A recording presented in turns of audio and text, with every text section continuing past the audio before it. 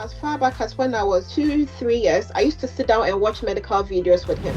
Watching a kind of live operation recorded or a kind of a film? It was recorded surgical procedure. And you were not scared, like see blood and all of that? I wasn't, which is funny. Say something more about that. I used to walk so fast so that people will not approach me and ask me that, are you the girl that this happened to and this happened to?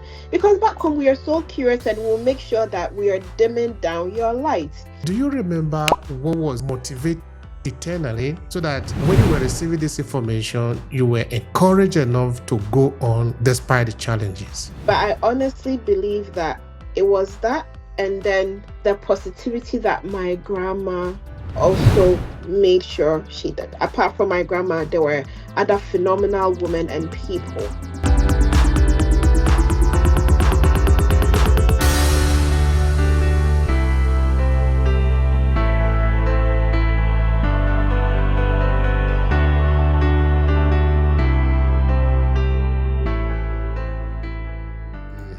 Okay, so thank you so much for taking the time to join me today. Could you tell me a little bit about yourself? Anything you would like? Then from there, we'll drive on a bit about you, then we move into what you do. Okay, so please go. Oh, hi, Obehi. It's a pleasure to be here on your podcast. My name is Victoria Ansah. I go by Dr. Vic. Some of the patients are able to mention my name. So a little background. I'm originally from Ghana, in West Africa, and I am practicing here as a general practitioner. First, I want to thank you so much for that explanation, letting us know where you're coming from, and that is very important. We spend more time there just now. So were you born in Ghana? Your parents, you came as a young daughter, or were you born in the UK and you know that your parents are coming from Ghana? Could you say anything about that? No, so I was actually born in Ghana, so really Ghana made. So I was born in I love Ghana that. too. Ghana made. Yes, Ghana made. So I was born in Ghana to a nurse and a doctor. So my dad was a practicing doctor in Comfort. So that's where he met my mom. So my mom was a nurse at that time, also in Comfort. And yeah, so it was between my dad actually left to the States. So he is currently not practicing in Ghana. He is a pediatric endocrinologist in Massachusetts. He is recently retiring. And my mom is also retiring, but as a physician assistant. So I had a medical background. Lots of my family members are doctors. And hopefully, maybe some of my children will also aspire to be doctors. I mean, no pressure. I came to, yeah, so I did most of my education back home. So from nursery, primary school, junior high, secondary school, even the university. I did it all in Ghana. But yeah, I only used to travel just for holidays, but I decided to relocate here fully. That was 4 years ago. Yeah, that was when I thought that okay, I had done or given my all, so it was time for me to live to approach different opportunities. So I came straight into training here, which most people would not advise because it's very different how we practice medicine in Ghana and how we practice here. Not in terms of the care, but when you're coming from back home, people really rely on doctors to tell them what the management plan is. But when you come here, when you're practicing here in the UK, patients are coming, sometimes they have their expectations of how they even want the consultation to go. They're already coming with what they have, what they think you should be doing for them. So it's just a discussion on can you do this for me, or if not, what are the other management options? But I still did it. I still went ahead. I've not regretted, just coming in hence to do the general practice training. It was extremely challenging though, because I had 3 young kids at that time, and I did it full time. So lots of people were telling me that I shouldn't be doing that, but here we are. After 3 years, I have completed, and I am so grateful to God, and so grateful for people who supported me along the way. That's lovely. That's truly lovely. You know, in Africa, there are, I think, basically 2 or 3. No, there are 3 disciplines that when you are going to school, that your parent will usually recommend for you. Of course, if you fall out of this, it becomes difficult for them to understand whether you're actually an educated person. This one of them is being a medical doctor. The second one is being an engineer. The third one, okay, being a lawyer. If you fall into all these 3, okay, you are an educated person. If you fall out of it, they find it difficult to understand you're really an educated person. Because if you start telling somebody that reading something as a philosopher, but what does that really mean again? So I actually understand where you are coming from. So for me, it wasn't my dad actually didn't push me. I remember that as far back as when I was 2, 3 years, I used to sit down and watch medical videos with him. So he loved watching surgeries. I don't know why he had surgeries recorded, but I used to sit down with him and we would watch it together. In growing up, everyone knew that I loved art, so I used to draw. I loved drawing buildings, drawing people. Whenever I'm sitting in class, I'm always drawing. I always have a pen, I always have a pencil. So my mom actually thought that I was going to become an architect or something of that, but it was in secondary school that was when I developed that passion more for science. And I think from where I am coming from, I didn't like seeing people sick, or I don't like seeing people suffer.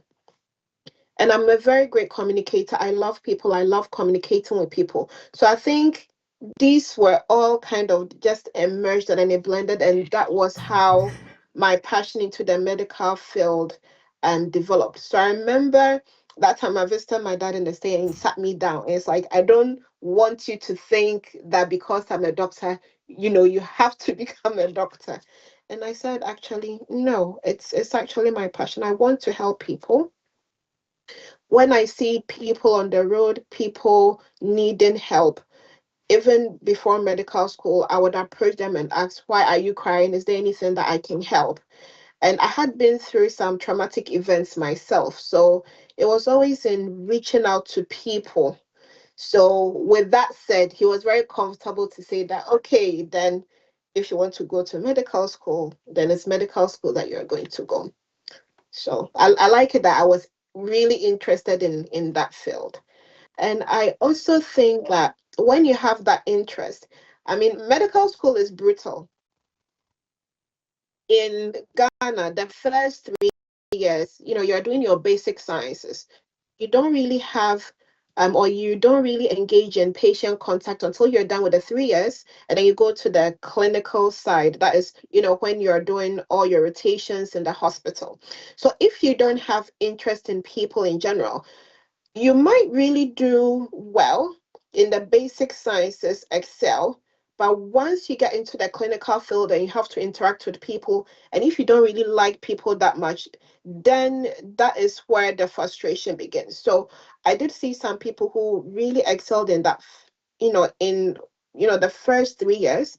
But when we approached the clinical side, it was a struggle a bit, because sometimes, you have to engage with the person. You have to make them feel comfortable enough to tell you why they are here. People, we are all funny.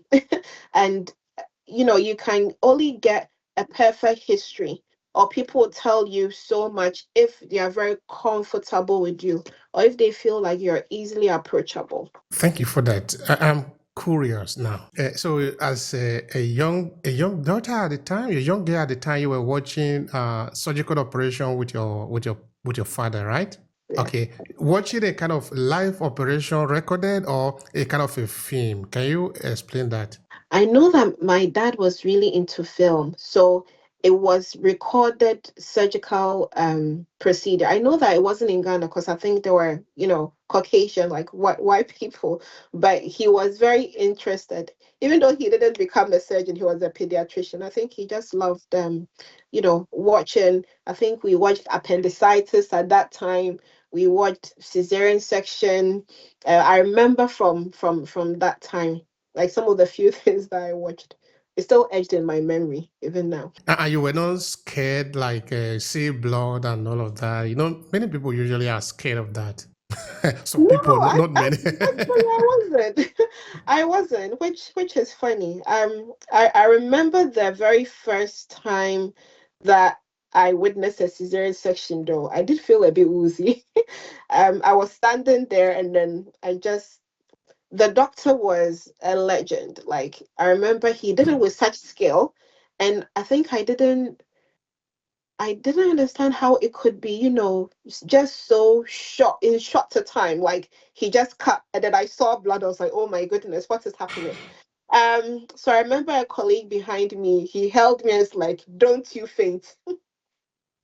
It was a bit funny, but after that, I was fine.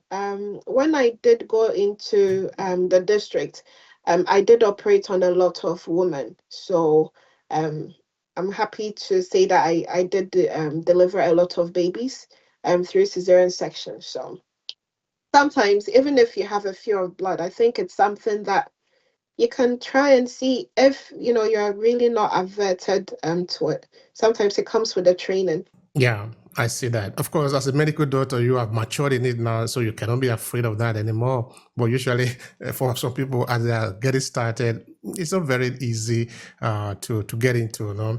I can imagine that because having interviewed some people here, I do hear some people who told me they are really scared of blood. You know. Yeah, Yeah. that's Uh, true. yeah. So tell me about the training. That is really very important for us, and also for the people that are listening to us now. They want to understand a bit of about that because most of the people that are listening to us, some of them are also kind of young people who haven't picked all their majors in life, so they want to learn. So how is it training? I understand you were saying that it's really rigorous in Africa, and I can imagine that. So what was it like? What I would say is in life, I had to go through the phase of knowing people to trust and knowing who not to trust. Sometimes it will take some experience. I do think that we bring out very good doctors from back home because at such a young age, we go through so much. We are not we don't start with having a lot of opportunities. Like you get it. Like here, when I've been here and I've seen kids who aspire to be doctors and they have as old as or as young as 6 7 years, they have books there. They have animations when it comes to they have their own operating table. I remember I went somewhere and one woman told me that the son wanted to be a doctor, and she was showing me all the miniature versions of the human form, the uterus and the heart and the vessels. And the boy was 10 years old and he knew everything. And he told me that, oh, this is his operating table. He wants to become a cardiothoracic surgeon. So these are the books that we got for him and things like that. When we come from our background, you have to really strive. Either you have to strive, or your parents or someone who's in support of your vision really has to push you out there. Sometimes some people may not encourage you, and depends on where you are coming from. I think I was lucky because my grandparents had an education. So my grandfather was an African writer, and he was an editor of Times newspaper in Ghana and then also in Kenya and then Tanzania. And my grandmother was a secretary as well. So I lived when my dad was not there. I also got the opportunity to also go and live with them. So it's like you don't have any say when it comes to education. You would have people to encourage you. You would have people to push you. Then again, I also grew up with some people who were less fortunate, but then they had the vision and then the drive that they wanted to push through. They wanted to push through every adversity or their background or their environment, and they wanted to make it. So these kids that I grew up with, I saw some of them didn't have enough, even sometimes money to eat or even books. But they would make sure that they come and ask you, can I borrow your book? I'll take care of it. And through that force and through that motivation, I know some of them who are also doctors now, because I said them, it's like, oh my goodness, they are really doing well. So I think when you're coming from a background such as ourselves, is getting, number one, it's actually the desire, because sometimes you won't get people to push you or people to encourage you. There was a particular time in my life that I didn't have anyone pushing me or encouraging me, because people thought that because of some of the events that have happened, I was done for and I couldn't go any further. So I had to encourage myself, and then I had to learn to find my tribe. So I tell young people that no matter your background, no matter where you're coming from, the desire, the will, anything is possible. Anything is possible. And I'm saying this because at a tender age of 13 years, I had a child. So people thought that, okay, that is the end of her. She's not going to make it. But here I am sitting now. So right now that I'm here, I have lots of people coming to ask me, how did I do it? And a lot of it had to be sitting down, mindset. I tell people about mind, sure that you know the people that you are listening to. If a lot of people that you're listening to are pessimistic, and they tend to just brush away your dreams or your aspiration or your vision, then you might not break out through that adversity. So mostly just make sure that you are going through the right channels and people who encourage you. So because of that, I honestly do not fare well when it comes to pessimistic people. I mean, I engage with them, but not for much. I don't like people quenching that fire and the vision and the dreams that I have. I don't know. Okay, the human body is really very complex. There are different part of it that we usually treat. But anyway, maybe we'll come to this a little later. By the time maybe we are making comparison between African medicine, or maybe we'll come back to that. There is a question I need to ask you about that. But this pessimism, can you say anything about that? Like, where does it come from? In the sense that I imagine that you deal with a lot of people who say all sort of things about them. Okay, medicine now is that sometimes there are part of it that might have to do with our perception of life, with what we think, and therefore come to affect our physiology, our way of life, and then from there it begin to graduate into bigger problem. So because we make mention of pessimism and therefore our mind, our frame of mind, I'm trying to ask you, I don't know if it's the right question, where are these coming from? Is it something that we can control? Because now you will be able to control yourself in the sense that despite what have happened to you, you have been able to come out of it victorious. Not only that, but you set a gate, a kind of, if this person is so pessimistic, I have a way of relating with you. That is what I perceive from what you were saying just now. That you don't just absorb everything, because you are conscious of the fact that if you absorb everything, you are going to deal with everything. You don't want to deal with everything. So you are conscious of, you are studying. Okay. Jim Rohn is now late. No, is a mentor of Tony Robbins. He was saying you need to stand guard at the entrance to your mind, because whatever you allow to enter into your mind, you are going to have to deal with it. So it's better you say, no, this I will allow, that I will not allow. With me, you are conscious of your life. So say something more about that if you want. Okay, so my grandmother was a champion when it comes to mindset.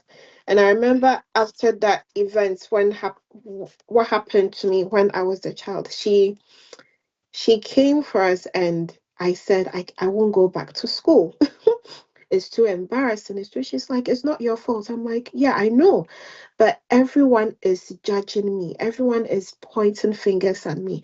I used to, put my head down because, and from back home, everybody knows a particular story.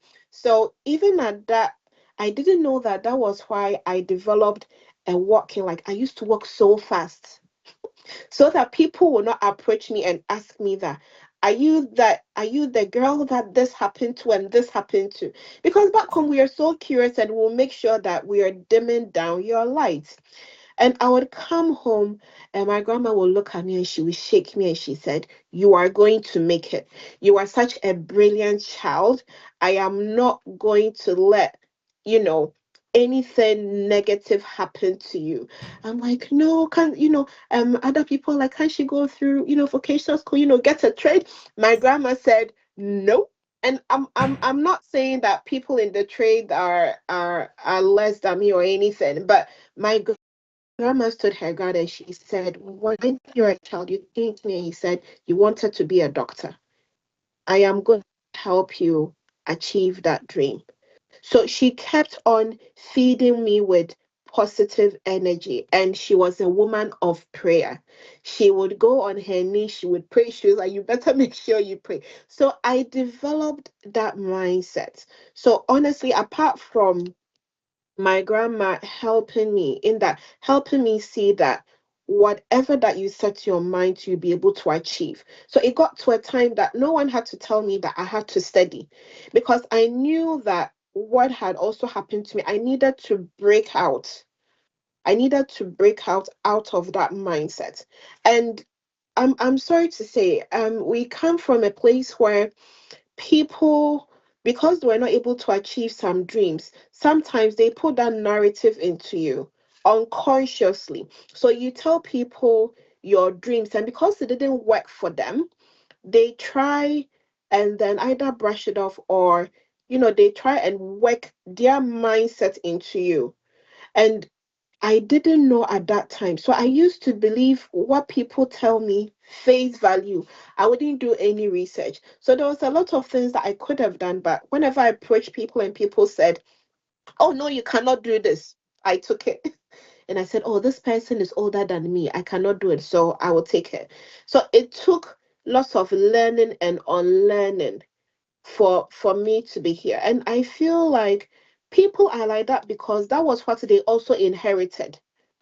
Because back home, if you put a dream so big, people are going to tell you, how is that going to happen? They don't know that right now we are in the global stage and anything is possible. You could meet people, you could have opportunities, you can go for conferences. But it's because they have the limited mindset. They sometimes fit their children in limited mindset. So sometimes we don't allow our children to dream bigger. And just as you mentioned, like it's because we've put ourselves in a way that if you're not a doctor, if you're not a lawyer, if you're not an engineer, then you cannot be successful. Because that was what at that time our parents or our grandparents knew. But now I'm happy to say that right now some parents are, beginning to open up the prospects of, okay, my child doesn't want to be these kind of profession, but then my child has the passion for computers. My child has a passion for website building. My child has this passion. And that's the thing. When you have passion and when you have purpose and when you are consistent and you have a positive mindset, there isn't anything that you cannot break through, providing that is the right kind of value that you are given to people, and people are able to recognize it. People will come looking for you, because when people know what you bring to the table, people know that you are resilient, people know that you are pushing through the adversity, they want to connect with you and they want to work with you. When you also go to that phase, so like whatever you bring to the table, once you start working and then you associate everything that you've learned with excellence, and you're someone that, you're always getting results, then people love working with you. So even at a time where you're leaving, people are like, are you going to come back? Are you going to come back? And that was what happened to me, even through the district. It's because I had a passion, I had a purpose, I had a dream, but at the same time, it was my vision and my purpose to help people. So when you associate that with value and people are seeing results. So in medical school, I wasn't the most brainy um, um, doctor. I actually had some research that I had to, but when you come out and people are able to identify that light in you, that this person has that desire and the will to help me. This person is so passionate about the well-being. It's something that people cannot ignore, but you need that mindset. So I train people. The mindset is quite essential. It's honestly quite essential, at least for it has worked for me. Thank you so much for that. It's really true. Yeah, it's a set of behavior that are very important for us. The condition what we do, and people need to pay attention. But I want you to tell us something, Victoria. Mhm. Apart from these different energy that are coming to you to help you, your grandma, you said, and some other persons that might be encouraging you. Now, when you look back to your life at that particular stage, at that particular time, do you think that maybe there could also be something, a kind of a recessive part of you that was taking what they were, that was helping you to absorb what they were saying? Because what I mean by that is not every person that receives good information that will act on it. For you to act on it, a part of you that is good must be willing to take it. Okay, this is what I mean again.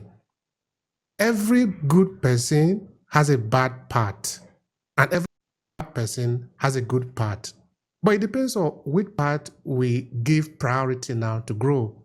So that any person in this world can be good or. So the question therefore is, do you remember what was motivated eternally, so that when you were receiving this information, you were encouraged enough to go on despite the challenges? I wasn't all introverts, but I was fire. I wasn't afraid to do things. I wasn't afraid to show a part of myself. And I think people found it very difficult, because back home they want to tame you. I was, as I mentioned, I was fire. So what I see is what I say. And back home, people really don't like that. I think so. In that aspect, that was the kind of person that I was. That anywhere I went to, people saw me. I wasn't the quiet type. Um, but I honestly believe that it was that, and then the positivity that my grandma also made sure she did. Apart from my grandma, there were other phenomenal women and people. I understand that, not everyone would have that upbringing, or not everyone will have that desire. But one thing that I've realized is what you hear is what will empower you. So even now, once I discovered that these are some of the key things that helped shape me, I make sure I listen to positive messages and sermons daily, affirmations, because human beings, and especially with women, if you don't take care, you will be told that you are not enough and you don't bring enough to the table. And even yesterday, I had someone call me and say, "Oh, I was feeling so distraught because I wasn't enough and I look this and I look that." But this is a very intelligent person. So it's easy and it doesn't even matter. I've seen people who were fire as kids, but because they grew up and because of the events that happened, now their self-esteem came down and they feel like they are not able to go back. So it's not a one size then fits all. So that is why people are always preaching about positive messages. So, I mean, why is it that, some people can be wealthy or some people can be very successful, and yes, still they are going through depression? What made them successful in the beginning? It was because they had fire and they had some of these desires and passion and whatever. But it's if you are if you don't put yourself in a state where you are gathering positive things and positive energy and people, speaking these to you, you would find yourself depressed if you don't also tell yourself that. Because one way or the other, it's not every time that you are going to find people speaking into you. As I mentioned, human beings, we can be funny. Some people who helped you in stage A may not be the same people who will go with you through stage B. And it was quite a painful process for me because growing up, I thought that if life is in from stage A to Z, I thought that majority of people will go through with you from stage A all the way to stage Z. And that wasn't the case. So there were some times that I wouldn't say I had to drop people, but I had to limit my contact because the impact and the positivity in me at that stage had completed, and it was up to me to move through the next stage. Human beings, sometimes we are very afraid of the unknown. We are afraid of places where we've not been to. We are afraid of people that we've not spoken to. We are afraid because we want to be in the comfortable zone. But sometimes it's time for you to move. So once I chanced upon this message that okay, um it's not everyone who's going to be with you through the whole journey. I was now comfortable enough to say, okay, so my time here is done. It's now time for me to move on to the next part and on to the next part. And every time you're moving on to a different stage, different environment, a new beginning, they are going to come diverse challenges.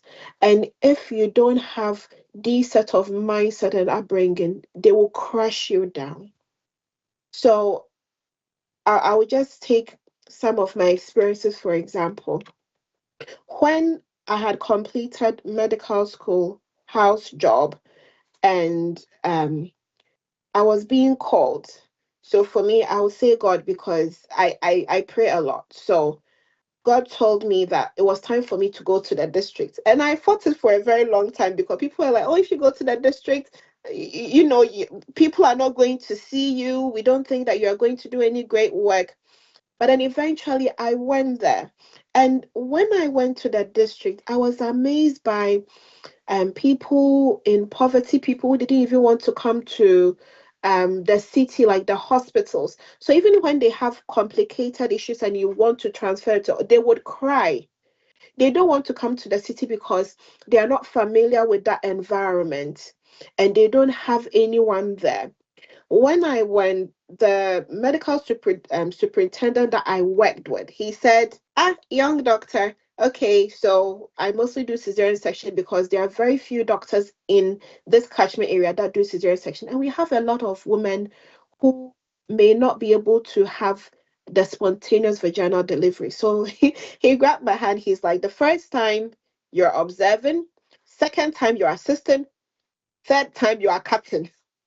I was like, oh my goodness. And he taught me and he said, if you are afraid to try, you would never get better. And I remember training under him. And we used to do a lot of work, like extreme work. Like we were always in demand. And it was through, some of the mistakes and things like that. So I remember there was one complication. And then I went to see him. I was like, we have to go back in. He's like, well, I was like, I'm seeing blood in the catheter. And he's like, don't worry, don't panic. Because I was panicking. He's like, don't panic. Let's go in and let's see and let's approach things differently. So we went through and then he said, oh, okay, you picked this was where you picked, and that's what is causing the bleeding. So the next time, this is what you have to do. And I said, okay. And I became so good and so skilled that I could do one previous cesarean session, two previous cesarean session, because I had that mentor who put it in me that if you're afraid to take the first step, then you might as well just relax because it's not going to happen. So I became bold, I became courageous, and then because of that skill, then I was in demand.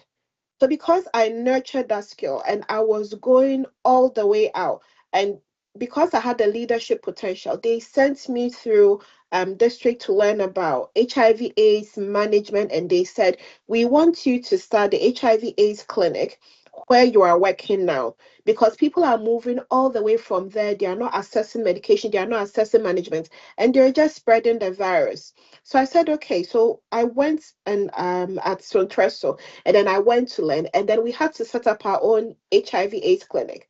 I could have been scared. I could have said, no, I don't want to do that, but it helped. And there were so many successful stories because we're involved in counseling, we're involved in mindsets. I literally saw people with negative mindsets who deteriorated very quickly after they were told that they had HIV. And I saw people, even though they were told that they had HIV and mindset and just gathering positivity and speaking positivity. You can beat this, you can do this with the medication, with this. And I saw these people flourish. So when I'm talking about mindset, I have seen that work for people. And I've also seen how if you are afraid to do stuff, you would not go anywhere at all. You'd be severely limited. You start, you approach, you are going to face challenges no matter where you find. So you just have to pray and ask that, okay, these are the challenges. How do I position myself? Is there anyone who can help me with this challenge? And then you just work yourself your way out. Human beings, we are not an island. People are definitely going to help you. And I wouldn't be here if I didn't subject myself to that training.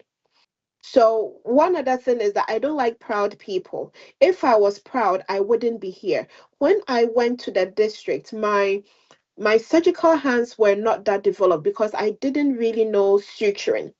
It was nurses that taught me suturing.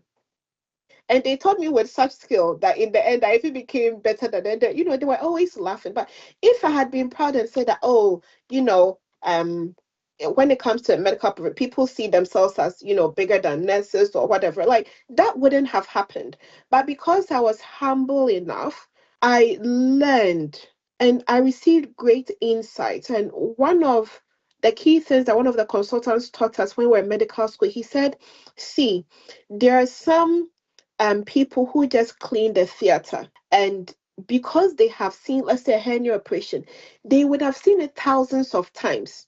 You might think that, because if they tell you that there is something wrong, better watch out. There is something wrong, because even though you're a doctor, they have seen this procedure done 1,000 times, so they might know something that you might not know. So that was the approach that I took, and it still remains with me. When I went to the district, there are some medications that I wasn't conversant with because city girl, and they were still using them. So I said, okay, what are the dosages? What have you seen? What are some of the side effects that we have to be wary of? And they were surprised. They were like, oh, okay, that's new. We will teach you. So I had a lot of people teaching me about their life, teaching me about their experiences, teaching me about, all their experiences and why they were severely limited and what I had to watch out for. So as I'm sitting, I have wealth of experience, not just with my experience, but other people's experiences have also helped shape me into who I am now. Thank you for that sharing, Victoria. I really appreciate that. And this is why we're here. We're sharing the story of people so that other people can learn. Yes, all of us do learn from people. That is why we are where we are today. And this is what Obehi Podcast is about. This is why we are bringing in people like you to share their life experience so that other people can be inspired, so that they can do things. You see, in the book written by Napoleon Hill, Napoleon Hill at a point was talking about fear. I'm trying to say that sometimes that thing that you are afraid of doesn't even exist at all. It only exists in your head. So Napoleon Hill was saying, based on the research, I think something that he have read in a book, there was this criminal, convicted, who was going to be put to death.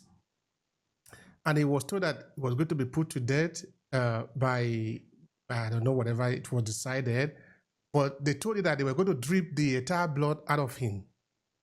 They did a small cut on him. This cut can never lead to bleeding to death.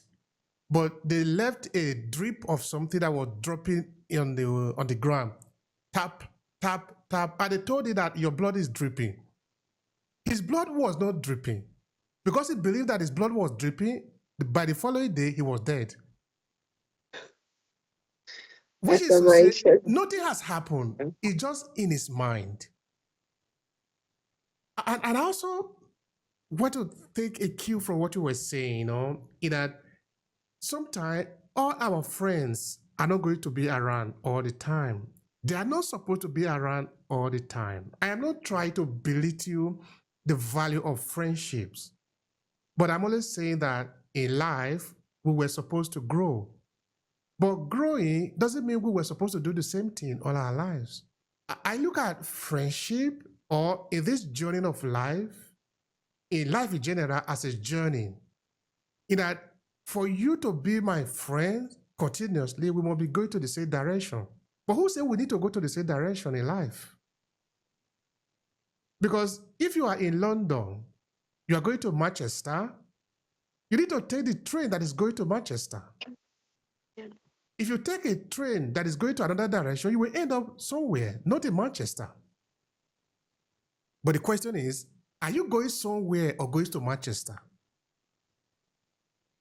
Just because you were friends doesn't mean you are going to do the same thing all your life. But of course, you can still be friends, but there's going to be a kind of, that bond that was there, there's going to be a kind of limitation in the sense of how much we are really going to take. What if you become a priest and I become an army, I become a soldier, for example?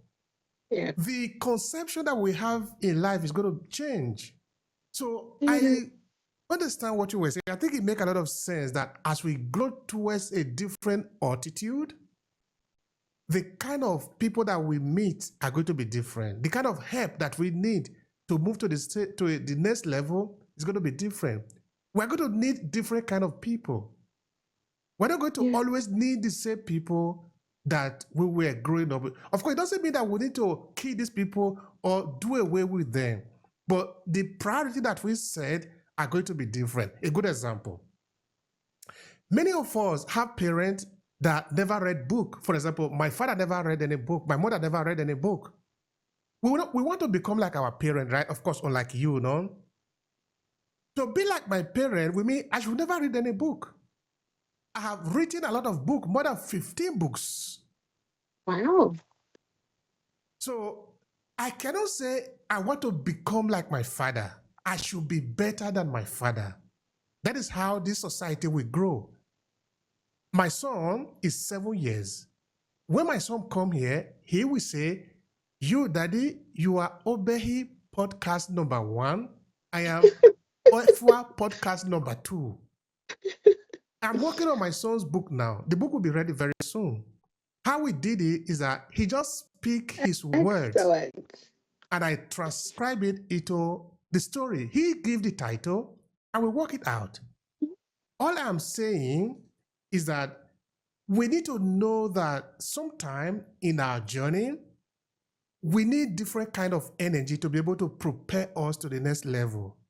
I think it is very important. So mindset here make all the difference.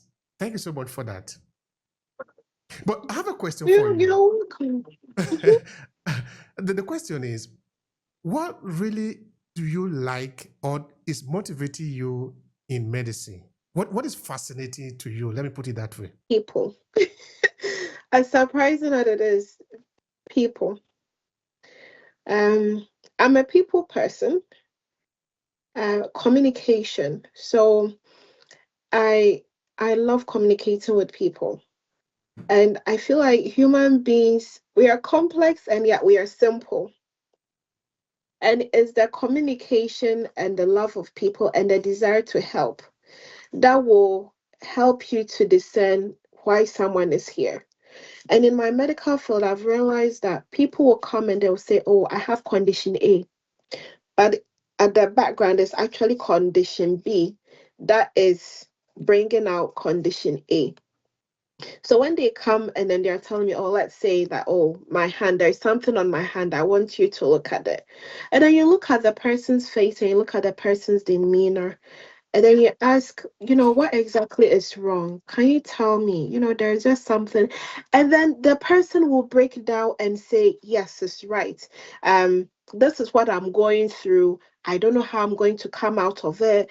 And I've had a lot of patients like that. And by the time they're leaving, they say, thank you. How did you know? But it's because you paid attention and you listen.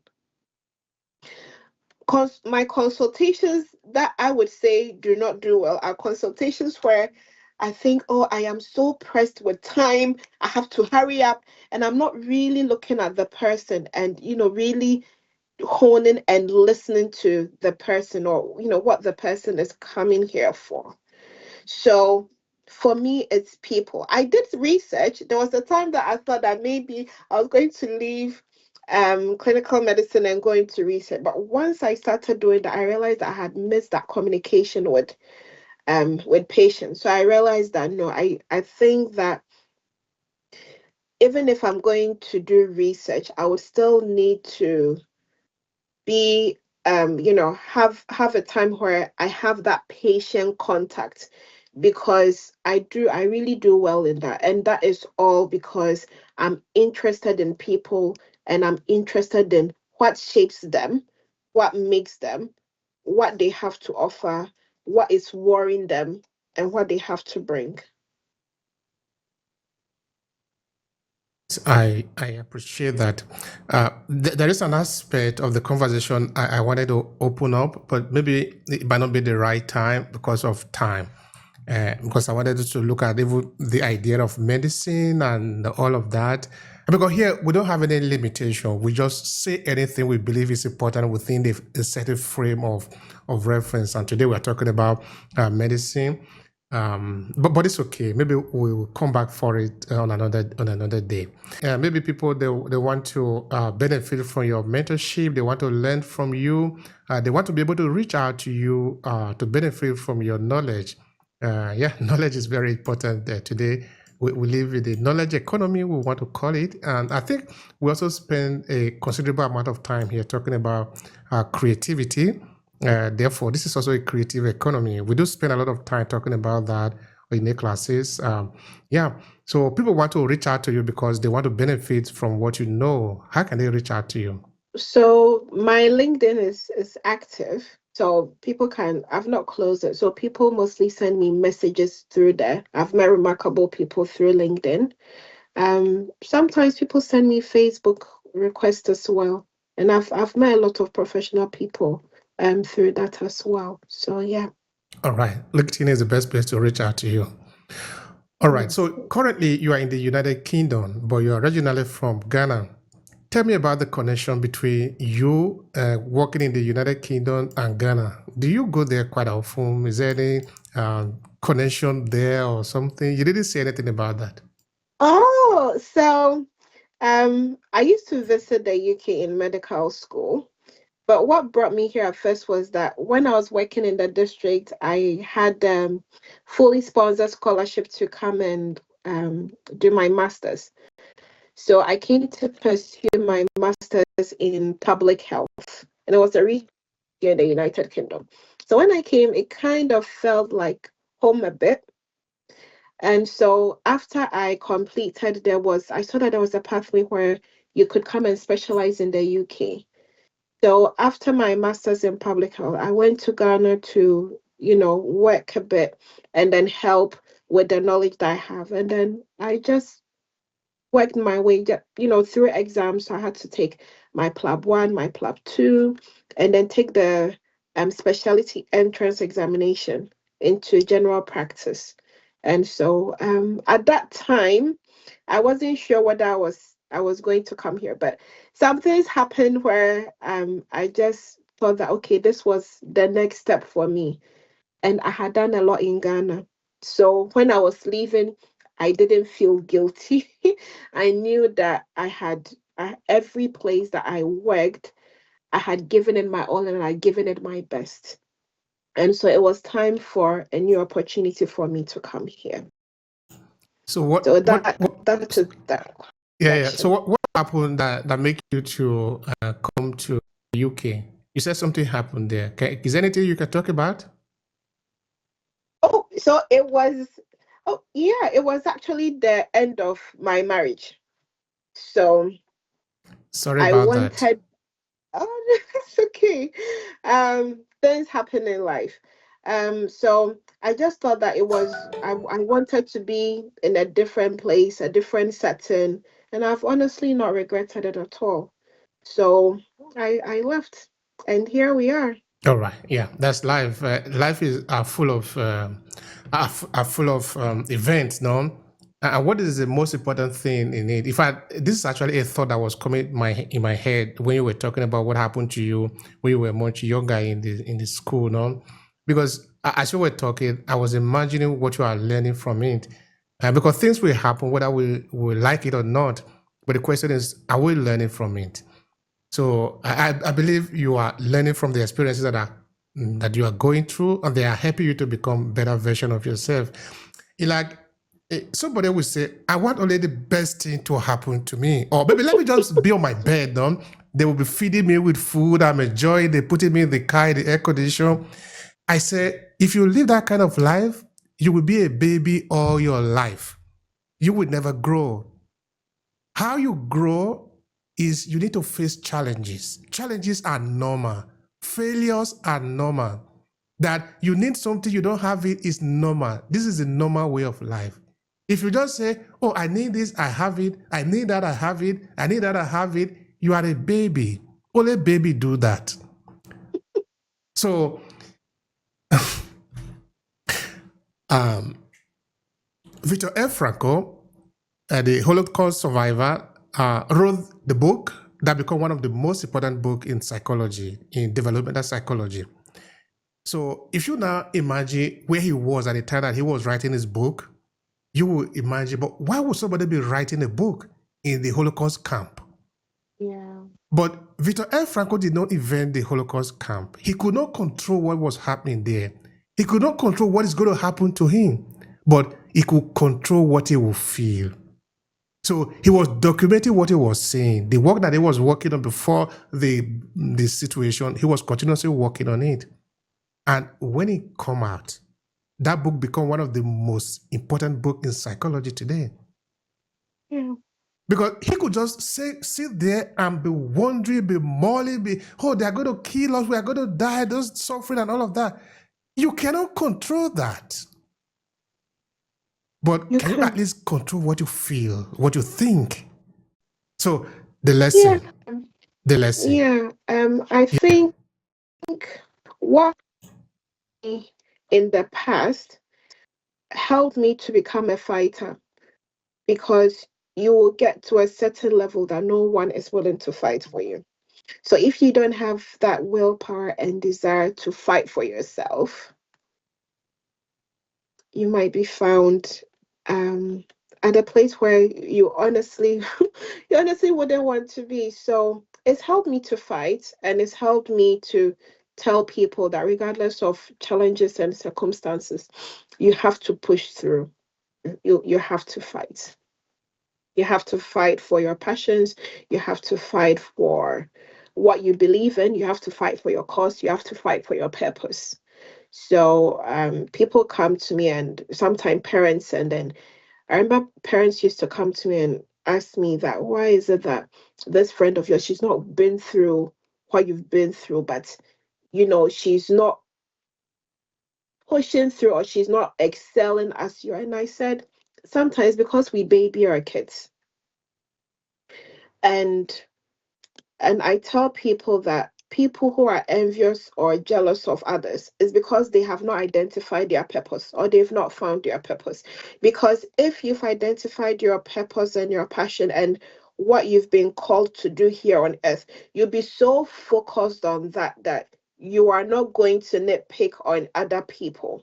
I believe that the sky is very big enough to host billions of stars. And I believe that there is a star in each and every one of us. But it's up to you to really sit down and ask yourself, who am I? Not other people's narrative of you. Who do you think you are? Who do you think that you've been called to do here on earth? What is my purpose here on earth? And once you find that, and then you connect the dots and you find out things that really get to you and things that you are more comfortable, once you find out your values and your vision and the people that you want around you, people that you don't want around you, and then you start connecting these dots, and then it becomes emerged, and then you find yourself blossoming. It's not like everything is perfect, but then you know where you're heading, and then it also gives you an idea of the sense of purpose and the people that can actually help you. And then you're able to reach out. Can you help? This is what I want to do. Not everyone that you call is going to help you, but at least it will give you that platform.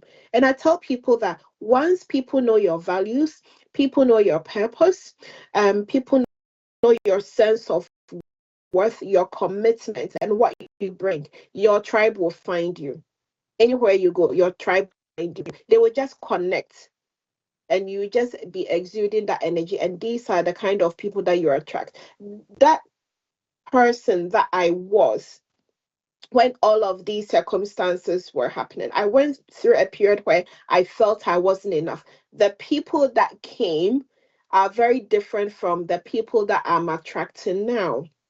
And that's because I had to do a lot of soul searching and reflection and understand who I am in God, what I've been called to do, my purpose.